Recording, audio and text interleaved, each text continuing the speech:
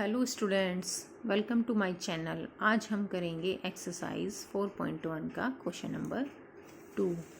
देखिए question number 2 क्या है। Check whether the value given in the brackets is a solution to the given equation और not. इन्होंने कहा है कि जो ये इक्वेशन दे रखी है और जो हमने यहाँ ब्रैकेट में इसकी वैल्यूज़ दी गई है ये इसकी सॉल्यूशन है या नहीं है। तो अगर यहाँ पर इस इक्वेशन में हम n=1 पुट करेंगे, यहाँ पर n की जगह पर 1 रखेंगे, तो अगर ये लेफ़्ट हैंड साइड होती है और ये राइट हैंड साइड होती है। अगर left hand side right hand side के इक्वल आ जाती है तो ये इक्वेशन हमारी सेटिस्फाई हो रही है ये, और नहीं तो नहीं हो पा रही है। अगर n=1 रखने पर यहाँ पर दोनों साइड सेम बन जाता है, इधर 19 है और इधर भी 19 बन जाता है, तो जो ये ब्रैकेट में सॉल्यूशन आंसर दिए गए हैं ये इसका एक सॉल्यूशन है। अगर नहीं इक्वल हो पाता है तो ये इसका सॉल्यूशन नहीं है। तो हमारी फर्स्ट इक्वेशन है n+5 = 19 और n=1 हमें दिया गया है। हम इसको सोल्व करके देखते हैं कि n=1 इसका सॉल्यूशन है या नहीं। n+5 = 19, ये हमारी लेफ़्ट हैंड साइड होती है और ये हमारी राइट हैंड साइड होती है। हमने लेफ़्ट हैंड साइड ले ली पहले n+5 में हम पुट करेंगे n=1। n की जगह हम यहाँ पे पुट करना मतलब रखना, n की जगह पर हम 1 रखेंगे, तो 1 यहाँ पे 1 रखा +5, 1 और 5 हमारे 6 हो गए, लेकिन यहाँ पर हमारा 19 दिया गया है। तो n=1 इसका सॉल्यूशन नहीं है, क्योंकि left hand side not equal to right hand side. भाई लेफ़्ट हैंड साइड हमारी 6 आई है और राइट हैंड साइड हमारी 19 दे रखी है, तो नॉट इक्वल है। तो n=1 is not a solution of the given equation, ये इसका सॉल्यूशन नहीं है। अब देख लेते हैं इसका सेकेंड पार्ट बी। 7n+5 = 19। अब हमें यहाँ पे पुट करना है n = -2। पहले हमने लेफ़्ट हैंड साइड ली 7n+5, 7 हमारा यहीं पर है और n की जगह रखा है हमने -2, मल्टीप्लाई का साइन लगा दिया है +5। अब 7 की जब 2 में मल्टीप्लाई करी, 7 2 14। देखिए यहाँ पर कोई साइन नहीं होता, वहाँ पे प्लस माना जाता है, और प्लस की और माइनस की जब मल्टीप्लाई हुई तो यहाँ पर माइनस आ गया, तो -14 + 5। तो -14 में से जब 5 हमारे क्या गए, ये -14 के हैं और ये प्लस के 5 है, माइनस तो होगा लेकिन जो भी, क्योंकि हमारा माइनस का ज़्यादा है तो ये माइनस के ही बचेंगे। अगर यहाँ पर +14 - 5 होता तो यहाँ हमारा प्लस के बचते, लेकिन माइनस के ज़्यादा है और प्लस के कम है, तो हमारा जो 9 बचा है वो माइनस का बचा है।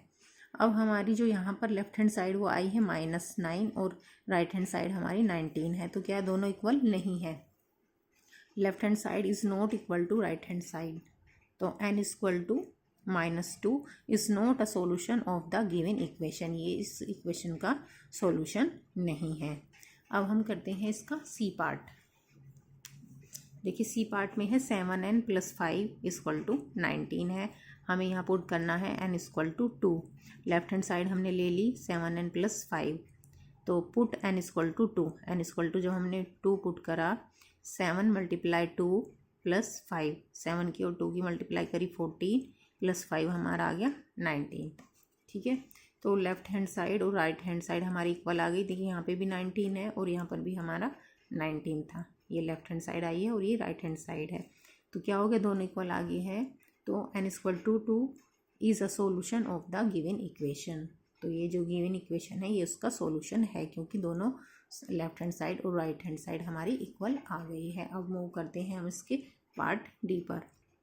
देखिए डी पार्ट है 4p - 3 = 13। p हमें यहाँ पर 1 पुट करना है, लेफ़्ट हैंड साइड है हमारी 4p - 3, 4p - 3, तो पुट p = 1, यहाँ पर p = 1 रख देंगे।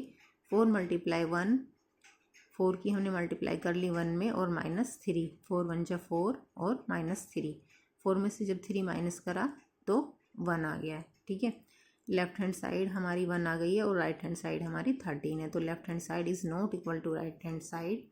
p = 1 is not a solution of the given equation, ये इसका सॉल्यूशन नहीं होगा क्योंकि दोनों साइडें हमारी इक्वल नहीं आई है। अब देखते हैं नेक्स्ट पार्ट ई। 4p - 3 = 13, हमें पुट करना है p = -4। p इक्वल टू -4 रखेंगे, लेफ्ट हैंड साइड हमारी है 4p - 3, तो p इक्वल टू -4 रख देंगे हम।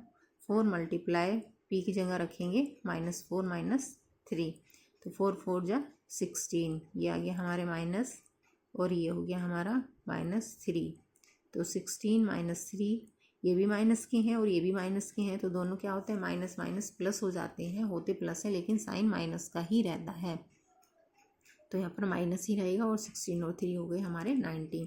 तो क्या हुआ, left hand side is not equal to right hand side.